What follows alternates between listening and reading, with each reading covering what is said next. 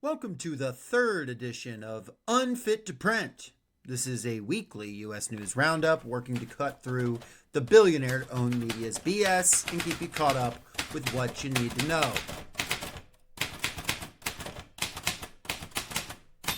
For those of you watching for a history class in the far future, this will be November 11th, 2025 through November 18th, 2025. I hope for both our sakes, the normal people of the world got together and made things better. This week we've got Epstein news, a Starbucks strike, Epstein news, final preparations for war on Latin America, Epstein news, the Saudis at the White House, Epstein news, an ICE invasion of North Carolina, and more crimes from Israel, which are somehow also Epstein news, as you'll soon see. I'll start with Latin America. After some embarrassing and expensive issues with fuel leaks, the Gerald Ford Carrier Group is in place in the Caribbean and ready to police drug trafficking, apparently.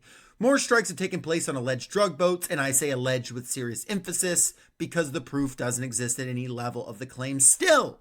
Secretary of State Rubio has announced that the Cartel de los Soles will be dubbed soon a foreign terrorist organization.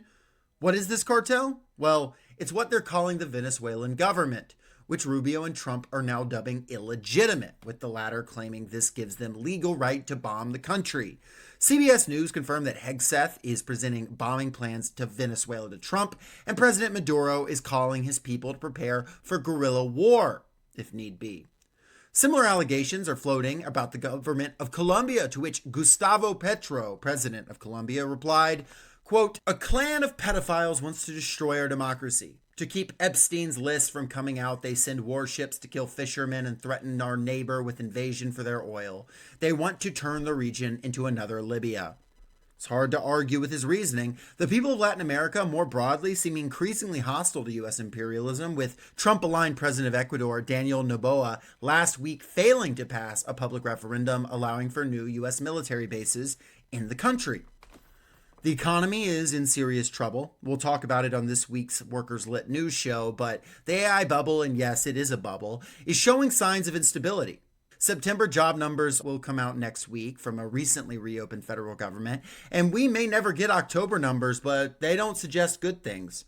We have the ADP and Challenger private job reports, which say 42,000 jobs were added, while 153,000 or more were cut, the highest October in 20 years for job cuts, the worst single month since the Great Recession.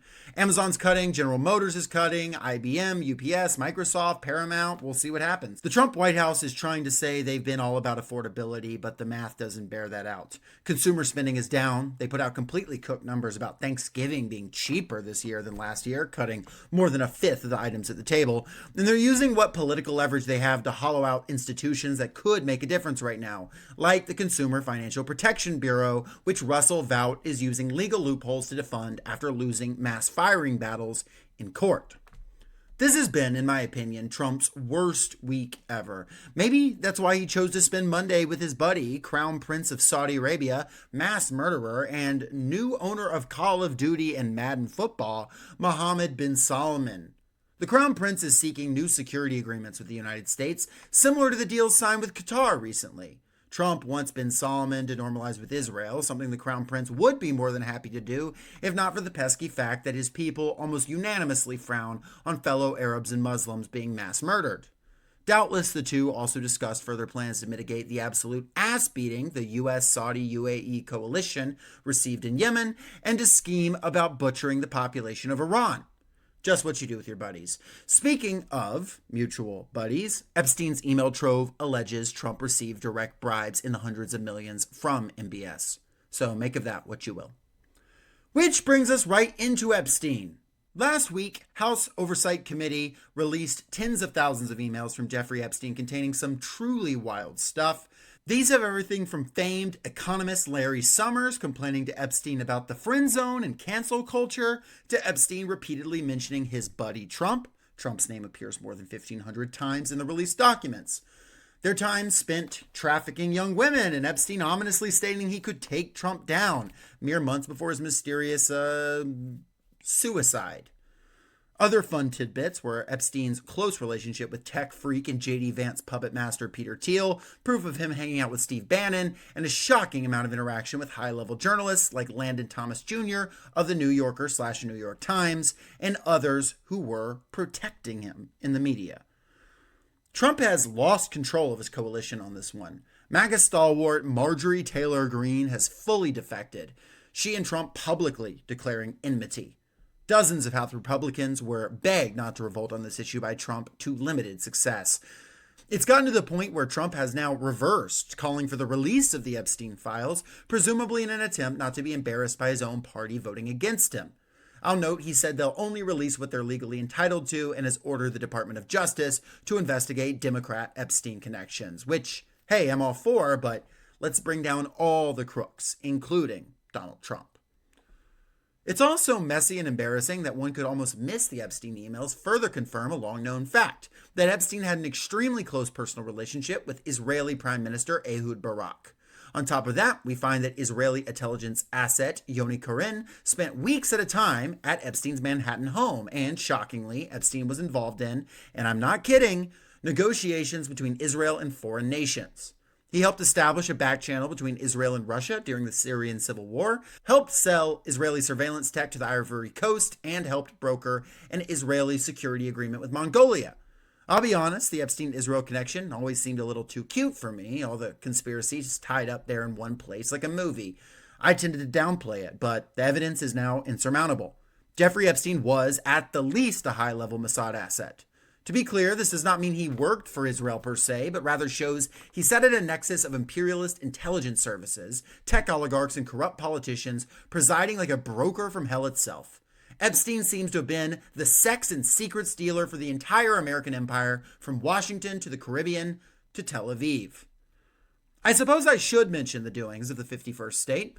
It's become sickeningly routine to say that Israel continues to violate the ceasefire in Gaza, at least 266 people being directly killed, many more indirectly since the ceasefire began. UNICEF says they're blocking vaccines and needles from entering the Strip, keeping at least 40,000 children from routine vaccinations. BBC images showed Israel razing the handful of stable structures left standing in their occupied half of Gaza. Fascist mobs continue to attack farmers in the West Bank with the implicit or explicit backing of the Israeli and U.S. governments. In violation of another ceasefire, this one with Lebanon, Israel killed a school principal and others in drone strikes and shot for the third time this month at UN peacekeeping forces, once again supposedly on accident. I cannot help but remark on the absolutely remarkable spirit of the Palestinian people, who continue to work to rebuild their homes, tend their olive groves, build political power, create art, and fight back in the face of this horrific oppression. It is my sincere belief, now and forever, that Gaza, the West Bank, and all of historic Palestine will one day be free, and in its place, we will see a democracy where people of all religions and ethnicities, Jews, Muslims, Christians, you name it, can live, work, and cooperate in unity. But the only way to achieve that is to defeat the U.S.'s machinations on the region and to replace the current Israeli political system with one that is simply not an ethno-state. Of course, we also have to fight the push for an ethno-state here in the United States.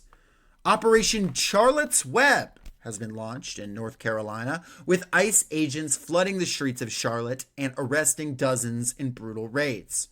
As always, communities are mobilizing against this wave of fascist violence, with thousands taking the streets, sharing Know Your Rights materials, setting up local defense and rapid response councils, and straight up hiding their neighbors when necessary. This comes as Human Rights Watch and Cristosal released a report that confirmed cases of 252 Venezuelans sent to El Salvador who were subject to torture and sexual abuse. The report alleges the administration was fully aware that this would and is happening, and that Homeland Security head Kristi Noem witnessed this in her visits to El Salvador's prisons. What can I say? The horrors keep adding up, but so does the resistance to it. From the streets of Charlotte to the citizens' militias of Caracas to your local coffee shop, because Starbucks is on strike, y'all. On November 13th, Starbucks workers in dozens of stores walked off the job on one of the business's most lucrative days of the year, Red Cup Day, which I don't know. That's when the cups become red. I don't really get it, but I do get what workers want, which is a fair contract.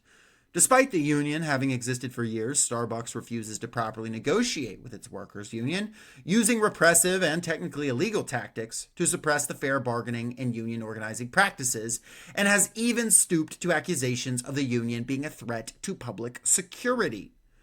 The Starbucks union is currently asking people to boycott the company and attend picket lines to support your local striking baristas. I'll post some links in the episode description so you can find out ways to help. This may seem trivial if you aren't a barista, but when labor wins, we all win, and vice versa. Organized labor is the expression of people power in the clearest sense. It shows the ability of working class folks to shut things down when we're pushed too far. Without unions and strikes, we wouldn't have any of the things we cherish, from days off to reasonable shift lengths to workplace safety laws. We must defend these rights we already have, support our unions, and push for more and more and more, because working people deserve everything we produce. Every single last penny. Alrighty, that's the rundown. If you want to hear me and my friends, who are much smarter than me, talk about some of this stuff at greater length, check out this week's episode of Workers Lit wherever you get your podcasts. And if you're listening to this on a podcast app, well, just wait. The discussion part will start momentarily. Remember, it is only by understanding this messed up world that we can work together to fix it. Until next week, I'm Jay, promising that this is one show you'll never have to boycott. Bye.